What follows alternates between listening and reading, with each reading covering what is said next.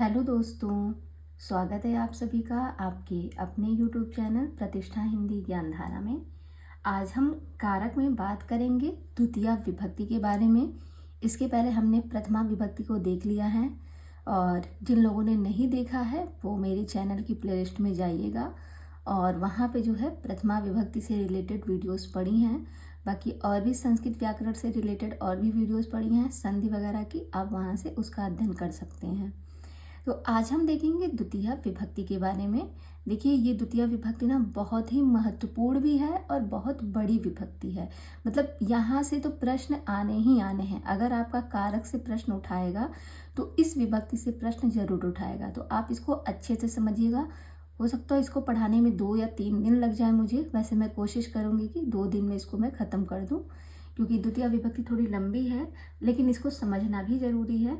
तो धैर्य बनाए रखिएगा, क्योंकि अगर धैर्य बनाए रखेंगे तभी आपको चीज़ें अच्छे से समझ में भी आएंगी।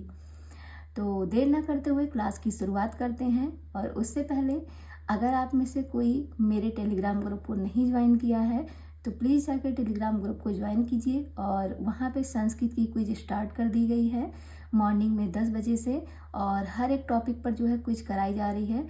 तो आप अपनी तैयारी को वहाँ से और बेहतर कर सकते हैं। बाकी मैंने जो पढ़ाया है वो क्वेश्चन से तो सामना होगा ही, और कुछ क्वेश्चन ऐसे भी हैं जो मेरे द्वारा नहीं कराए गए हैं, तो वहाँ पे आप प्रश्नोत्तरी के माध्यम से उन क्वेश्चनों को भी सॉल्व कर लेंगे। और साथ ही साथ उन क्विज का रिवीजन भी आपको मिलेगा 1-2 दिन में, जैसा भी रहेगा। पहले एक बार सारी क्विज करा दी जाए उसके बाद, ठीक है। तो चलिए क्लास की शुरुआत करते हैं। देखते हैं द्वितीया विभक्ति कर्म कारक। आप जानते हैं द्वितीया विभक्ति में कौन सा कारक होता है? तो कर्म कारक होता है। इसका एक सूत्र है। इसमें हर कारक में कोई ना कोई सूत्र है। तो संस्कृत में आप सूत्रों पर ध्यान दीजिएगा, सारे क्वेश्चन आपके आसानी से सॉल्व होंगे। तो द्वितीया विभक्ति हम पढ़ रहे हैं, तो इसमें एक सूत्र दिया है। ये वो सूत्र है कर्तुरीप्सितमम कर्मः। कर्तुरीप्सितमम कर्मः, ये इसका सूत्र है। क्या सूत्र का नाम है? कर्तुरीप्सितमम कर्मः, ठीक है। तो इसका मतलब कि ये कर्म करने वाला सूत्र है। कहने का क्या मतलब है? कर्ता अपनी क्रिया द्वारा जिसे सर्वाधिक चाहता है अथवा क्रिया का व्यापार का फल जिस पर अधिक पड़ता है उसे कर्म कारक कहते हैं। सीधा सीधा शब्दों में आप समझिएगा, कर्ता अपनी क्रिया द्वारा जिसे सबसे अधिक चाह रहा है वहां पर कौन सा कारक होगा? कर्म कारक होगा। प्रश्न बन जाए किस सूत्र से होगा, तो आप कहेंगे कर्तुरीप्सितमम सूत्र से जो है यहाँ पे कर्म कारक हुआ है। क्यों? क्योंकि कर्ता जो है अपनी क्रिया द्वारा जिसे सबसे अधिक चाहता है, ये नियम कहता है। इसका एक एग्जाम्पल देखिए, मैंने उदाहरण 1 दिया है यहाँ पे। जैसे लिखा है रामः लेखन्या पत्रम लिखति। तो यहाँ पे देखिए, यहाँ पे लेखनी में होगा या पत्र में होगा? द्वितीया पत्र में या लेखनी में, किसमें कर्म होगा?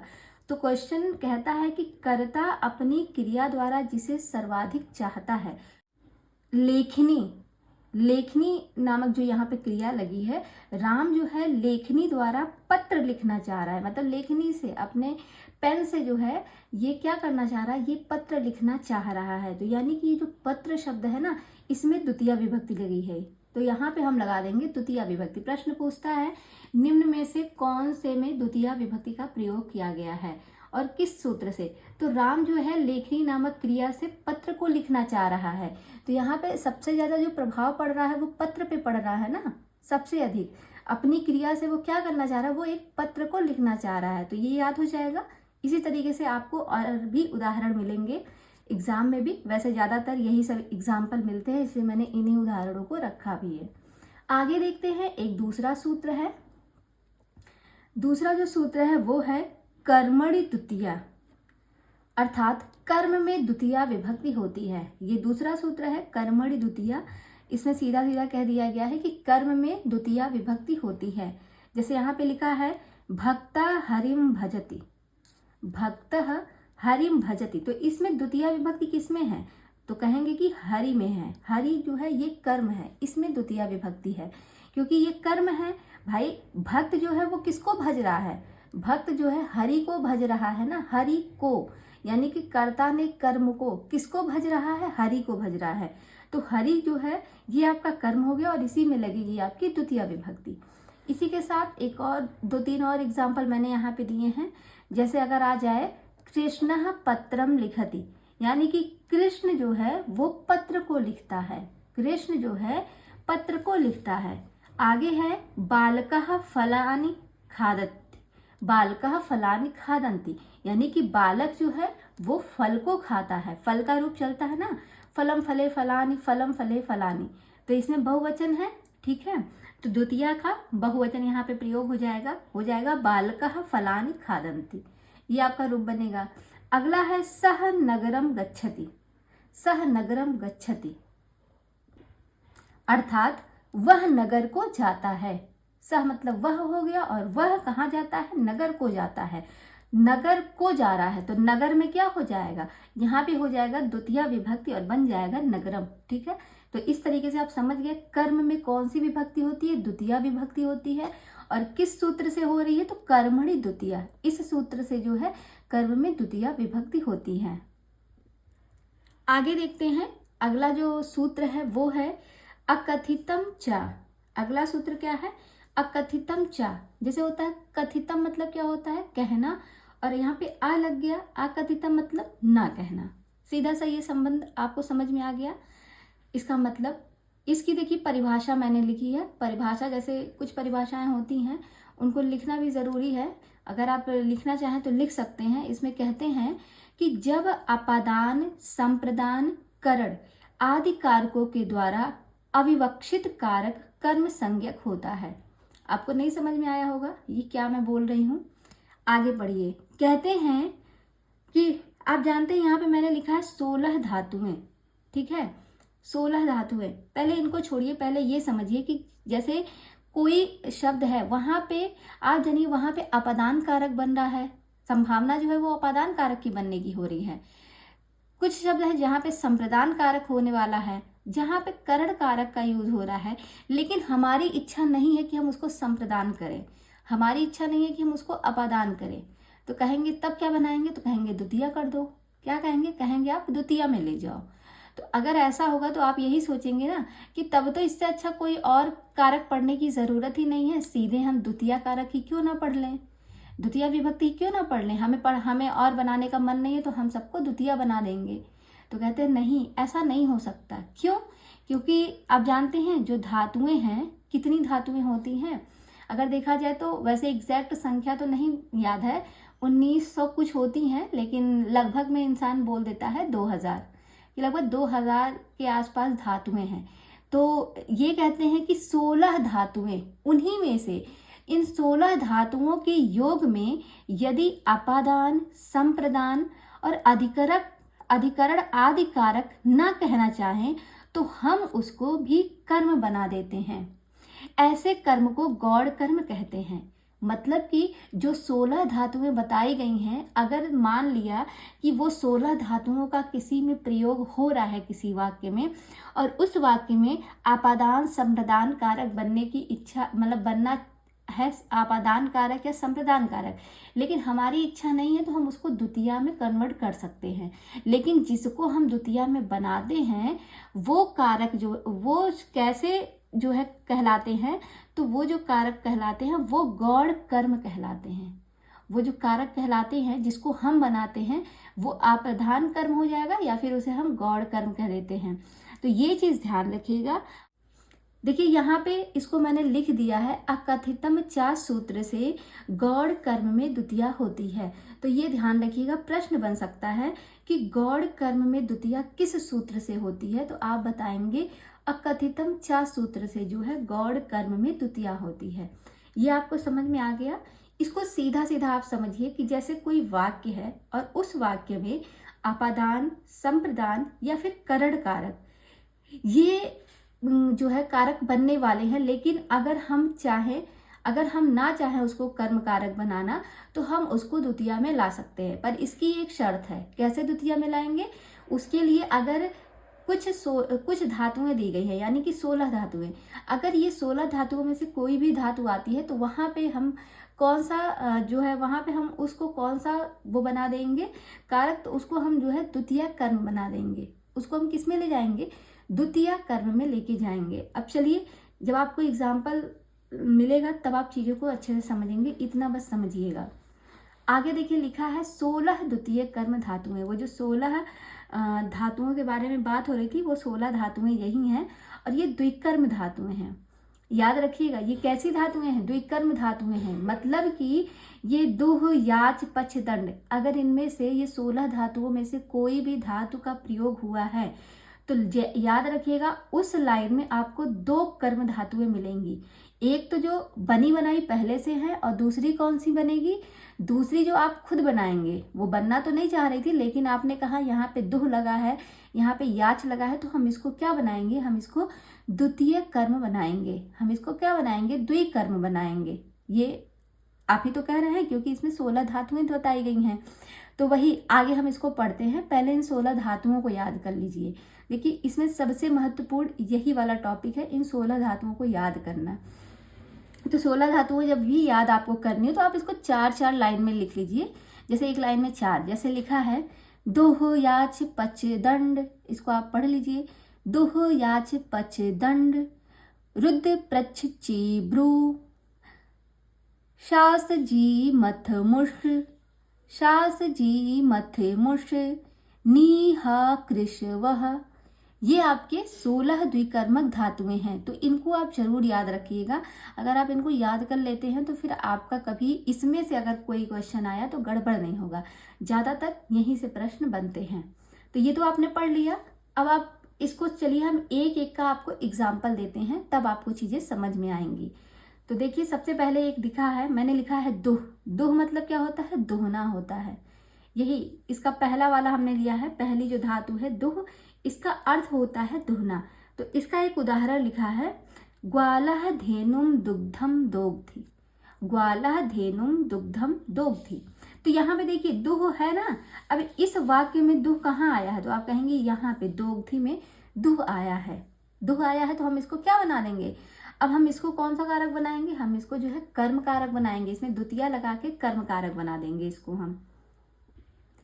तो इसका जो अर्थ हुआ वो हुआ कि ग्वाल गाय से दूध को दुहता है, दूध को दुहता है। किससे, गाय से। तो यहाँ पे हमने जो है देखिए एक हमारा जो है धेनु, इसमें आपका क्या बना, इसमें आपका द्वितीया है और एक दुग्धम में द्वितीया है। किसमें है, दुग्धम में एक द्वितीया है। तो आप इसको समझ जाइएगा। इसमें जो अप्रधान है, मतलब कि आपने बनाया किसको, आपने धेनु को बनाया है।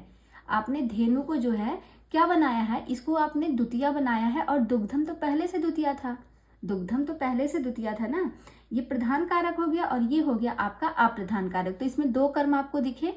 तो एक कर्म तो पहले से था और दूसरा आपने बनाया, क्यों, क्योंकि यहाँ पे दोग्धि यानी कि दुह शब्द का यहाँ पे जो है प्रयोग हुआ है। तो इसके कारण आपने क्या बना दिया, दुह धातु का प्रयोग होने के कारण आपने यहाँ पे भी जो है इसको जो है कर्म कारक बना दिया। यानी कि कर्म में द्वितीया विभक्ति लगती है तो आपने द्वितीया बना दिया इसे।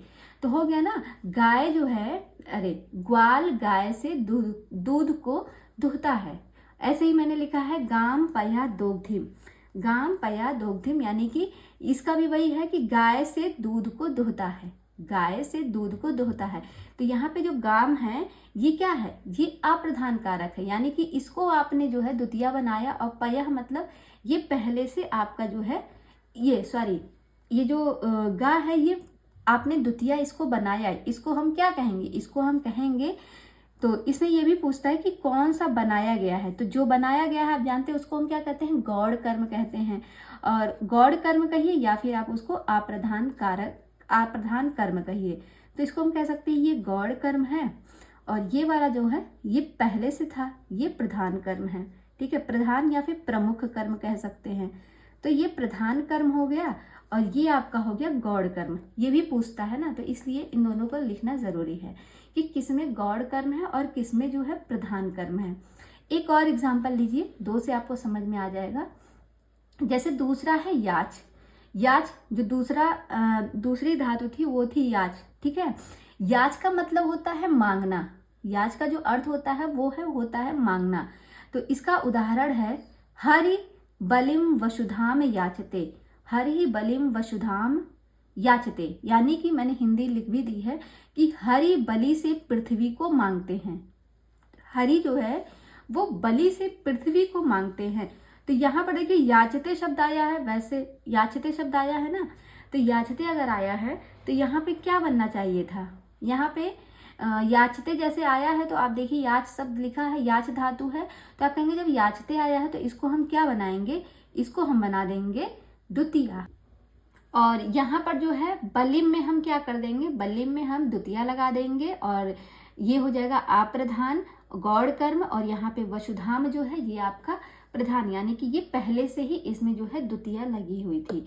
तो ये समझ में आया, हरि बलिम वसुधाम याचते, ये यहाँ पे याच धातु आ गया है, तो याच धातु की वजह से आप क्या करेंगे, आप यहाँ पे जो है इसको द्वितीया बना देंगे, तो हो जाएगा हरि बलिम से पृथ्वी को मांगता है। तो याच धातु, दो धातु आपको जिसमें दिखेगा फौरन आप उसमें क्या कर देंगे, द्वितीया लगा देंगे। एक तो आपका द्वितीया बना ही रहेगा और दूसरा आपको बनाना रहेगा।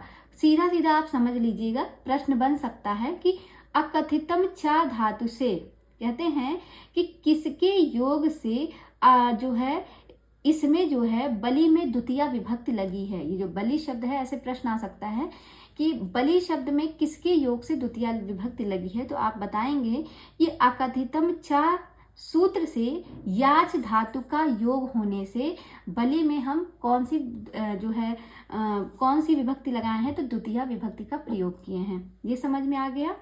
और ऐसे ही आगे आप देखिए, जैसे पच, पच मतलब होता है पचाना, पच मतलब होता है पचाना। तो मैंने एक उदाहरण लिया है, तंडुलान ओदनम पचती, तंडुलान ओदनम पचती। तो इसमें हो गया चावल से, इसका अर्थ हुआ चावल से भात को बनाता है। हाँ, पचाना हो गया, तो इसका जो उदाहरण दिया मैंने वो लिया तंडुलान ओदनम पचती। अब देखिए कायदे से इसमें क्या होना चाहिए था, पच जो है यहाँ पे देखा जाए तो कायदे से यहाँ पे तृतीया होनी चाहिए थी। मैंने यहाँ पे साइड में लिख भी दिया कि अगर आप नहीं इसको द्वितीया बनाते, यहाँ पचती ना होता, तो ये कायदे से कौन सी विभक्ति में जाता, ये तृतीया में जाता। लेकिन यहाँ पे पच शब्द दिख गया आपको, तो आप कहेंगे पच धातु है तो हम इसको क्या बनाएंगे, हम इसको द्वितीया बनाएंगे। तो पच धातु है तो आपने इसको क्या बनाया, द्वितीया बना दिया। तो आपने जो है ये जो ओदरम है आपने इसमें क्या कर दिया, आपने इसको जो है द्वितीया में बना दिया। तो बन जाएगा तंडुलान ओदनम पचती। तो यहाँ पे देखिए एक तंडुलाम में द्वितीया विभक्ति लगी है और ओदनम में भी द्वितीया विभक्ति लिखी है। तो दो दो कर्म आपको यहाँ पे दिख रहे हैं ना, दो दो कर्म हुए, इसीलिए इसको कहा जाता है द्विकर्म, इसीलिए इसे कहा जाता है द्विकर्म। ये समझिएगा। आगे देखते हैं अगला उदाहरण। जैसे यहाँ पे लिखा है दंड, दंड मतलब होता है दंड देना। तो यहाँ पे एक उदाहरण है, राजा चौरम शतम दंडयति, राजा चौरम शतम दंडयति, राजा चोर को दंड देता है। ठीक है, इस तरीके से आप याद रख सकते हैं, राजा चोर को 100 दंड देता है। शतम लिखा है ना, तो शतम में हो जाएगा, शतम मतलब होता है 100। तो राजा जो है चोर को 100 दंड देता है।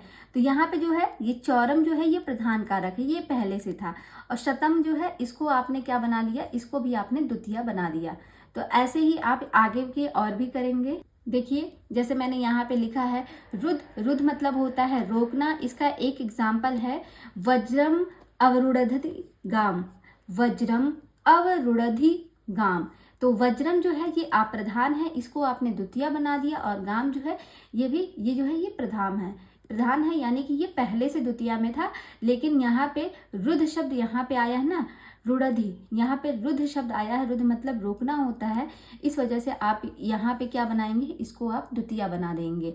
जो जो मैंने ग्रीन से किया है समझ जाएगा, वो आपकी धातुएं हैं, वही 16 धातुएं जो बताई गई हैं। आगे है प्रच्छ, प्रच्छ मतलब होता है पूछना। इसका उदाहरण है जैसे गुरु शिष्यम प्रश्नम पृच्छति, गुरु शिष्य से प्रश्न को पूछता है। गुरु जो है वो क्या करता है, तो गुरु जो है वो शिष्य से प्रश्न को पूछता है। इस तरीके से आप इनको याद रखेंगे। और यहाँ पे जो है शिष्यम और प्रश्नम, इन दोनों में जो है द्वितीया विभक्ति लगता है, यानी कि द्विकर्म है, तो यहाँ से हो जाएगा ये द्विकर्म कारक वाला। यहाँ पे जो है यूज हुआ है, और ये अकथितम चा से हुआ है। जहाँ पे आपको द्विकर्म दिखेगा फौरन आप समझिएगा किस सूत्र का यूज हुआ है, अकथितम चा सूत्र का यूज हुआ है। छी मतलब होता है चुनना। तो आगे है, इसका उदाहरण है बालकः वृक्षं फलानि अवचिनोति। बालकः वृक्षं फलानि अवचिनोति। बालक जो है वृक्ष से फल को चुनता है। बालक वृक्ष से फल को चुनता है। ठीक है, तो आप इसको ये जाता तो पंचमी में, लेकिन आप जो है यहाँ पे ची शब्द आया, ची मतलब होता है चुनना, तो इस वजह से आप इसको क्या करते हैं, वृक्ष को आप बना देते हैं द्वितीया। और फलानी पहले से था, फलानी जो है पहले से द्वितीया में था, तो ये समझ में आ गया है। ऐसे ही अन्य उदाहरण भी हैं, सबको आप बस फटाफट पढ़ते जाइए। यहाँ पे देखिएगा, अगला है ब्रू। ब्रू मतलब होता है बोलना। इसका उदाहरण है मांडवकम धर्मम ब्रूते। तो यहाँ पे क्या बन जाएगा, यानी कि बालक जो है, बालक से धर्म की बात बोलता है, या कह सकते हैं धर्म की बात कहता है। तो यहाँ पे आपने जो है मांडकम में आपने क्या लगाया, द्वितीया, इसको आपने बनाया द्वितीया और धर्मम पहले से था। क्यों? क्योंकि यहाँ पे ब्रू शब्द आया है, ब्रू शब्द आया है, इसलिए हम इसमें जो है इसको हम क्या करना चाहेंगे, इसको हम द्वितीया बनाएंगे। तो मांडकम जो है इसको आपने बनाया, तो ये हो जाएगा आपका गौड़ कर्म, और ये आपका जो है प्रधान कर्म रहेगा। ये दोनों बातें भी ध्यान रखिएगा। आगे है गुरु शिष्यम धर्म ब्रूते। गुरु शिष्यम धर्म ब्रूते, यानी कि गुरु जो है शिष्य को धर्म की बातें बताता है। गुरु शिष्य को धर्म की बातें बताता है, या धर्म के बारे में बोलता है, समझिएगा। आगे है शास। शास है, शास में शास मतलब होता है उपदेश। शास का जो अर्थ होता है वो होता है उपदेश, और इसका एग्जाम्पल है गुरु शिष्यम धर्मम शास्ति। गुरु शिष्यम धर्मम शास्ति, अर्थात गुरु जो है वो शिष्य को धर्म का उपदेश देता है। गुरु शिष्य को धर्म का उपदेश देता है। अब यहाँ पे शास्ति लग गया ना, शास्त्र से आप समझ जाएंगे, ये तो भैया वो 16 धातुओं में से आया है एक धातु शास। शास धातु यहाँ पे लगा हुआ है, तो आप समझ जाएंगे तुरंत कि यहाँ पे हमें द्वितीया करनी है। तो गुरु शिष्यम धर्मम शास्ति, ठीक है, गुरु शिष्य को धर्म का उपदेश देता है। आगे देखिए, अगला है जी। जी मतलब होता है जीतना, जी मतलब होता है जीतना।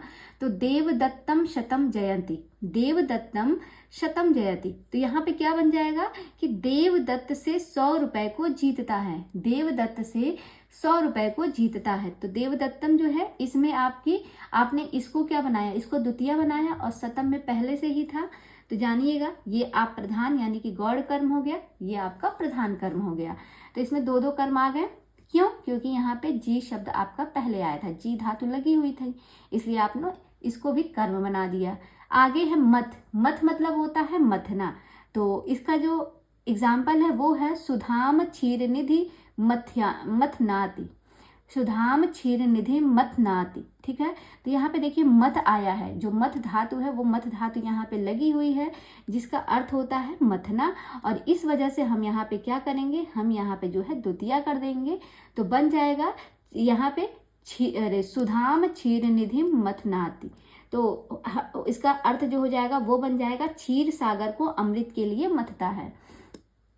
जो ये है, अरे क्षीर निधि कहते हैं क्षीर सागर को अमृत के लिए मथता है, ये इसका अर्थ हो जाएगा।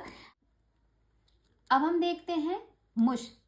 तो मुश मतलब जो होता है वो होता है चुराना। मुश का अर्थ क्या होता है? मुश का अर्थ होता है चुराना, ठीक है। तो इसमें इसका एग्जाम्पल लीजिएगा कि देवदत्तम सतम मुषड़ाति। अब यहाँ पे मुश आया है ना, ये मुश धातु 16 धातुओं में से मुश धातु का प्रयोग हुआ है।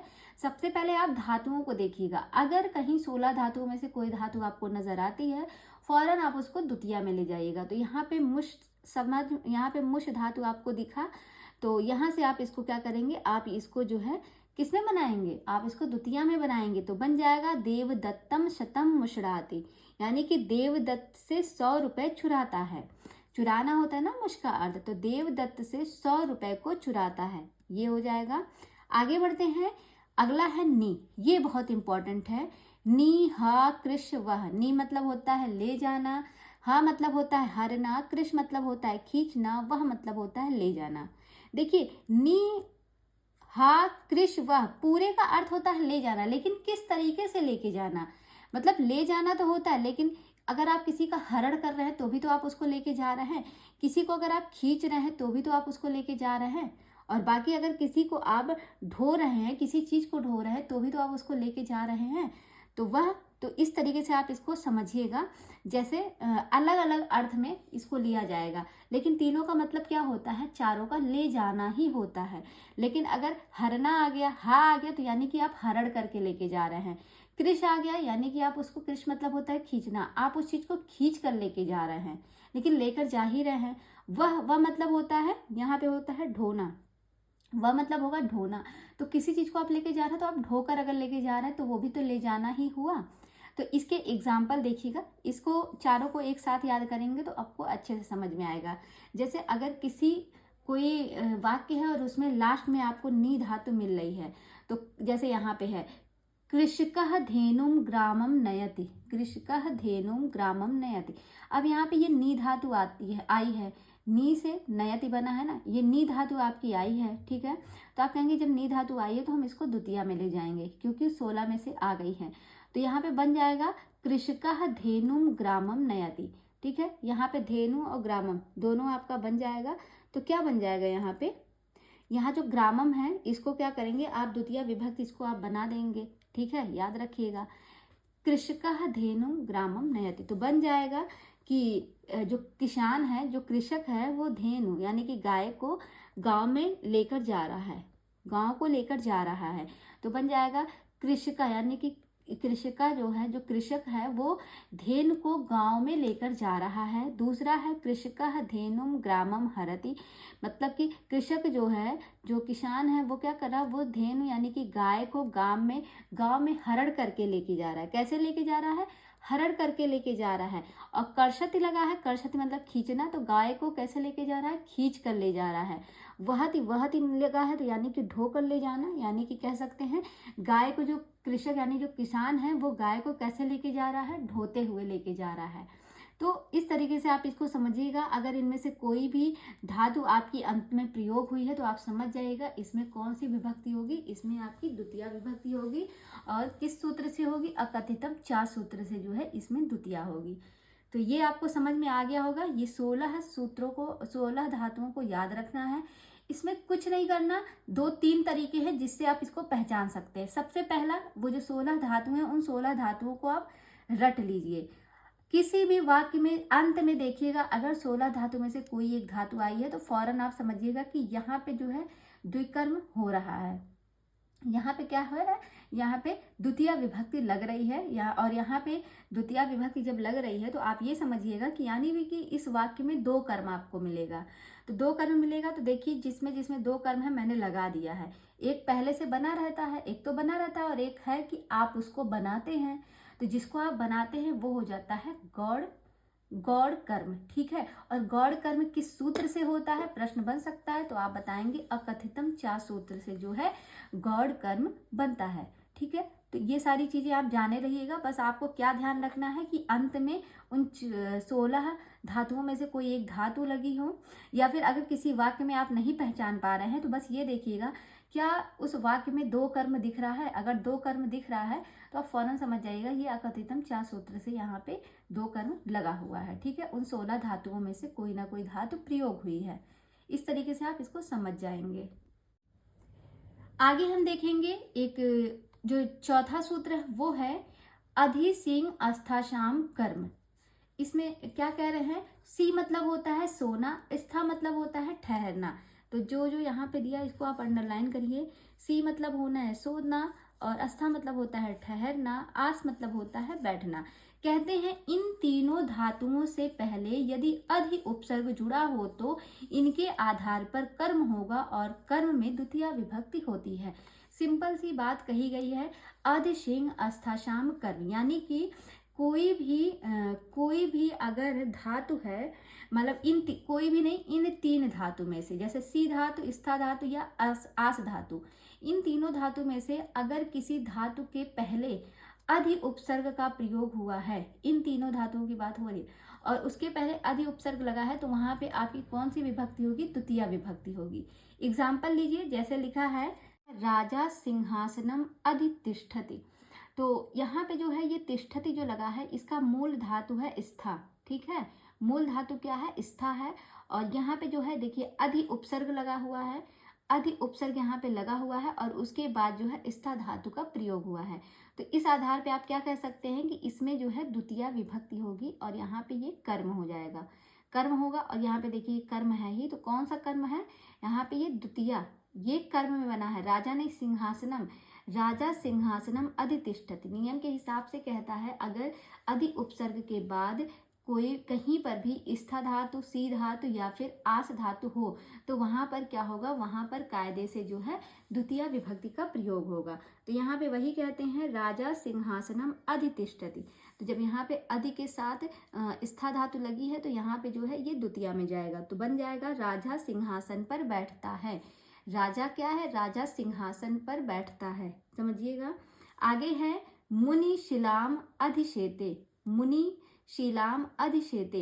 यहाँ पे देखिए सेते यानी कि ये सी धातु है, सी धातु से यहाँ पे सेते आया है और यहाँ पे अधि उपसर्ग पहले से लगा हुआ है नियम के हिसाब से। तो अधि उपसर्ग के जो है बाद अगर कहीं पर जो है सी धातु या आस धातु या स्था धातु आती है तो वहाँ पे द्वितीया होता है। तो इसमें सीलाम में है, आपका द्वितीया बन गया। तो कह सकते हैं मुनि सीलाम अधिशेते, अर्थात मुनि जो है मुनि शिला पर सोते हैं, मुनि शिला पर सोते हैं। आगे है हरि वैकुंठम अध्यास्ते, हरि वैकुंठम अध्यास्ते। तो यहाँ पे अधि उपसर्ग लगा है और आस जो है आपका धातु है, अधि उपसर्ग है और आस क्या है, धातु है। तो आस धातु का प्रयोग हुआ है तो यहाँ पे क्या होगा, द्वितीया विभक्ति लगेगी। कौन सी विभक्ति लगेगी, द्वितीया विभक्ति। तो कहेंगे कि हरि जो है वो वैकुंठ में बैठते हैं, इसका हो जाएगा सीधा सीधा हरि वैकुंठ में बैठते हैं।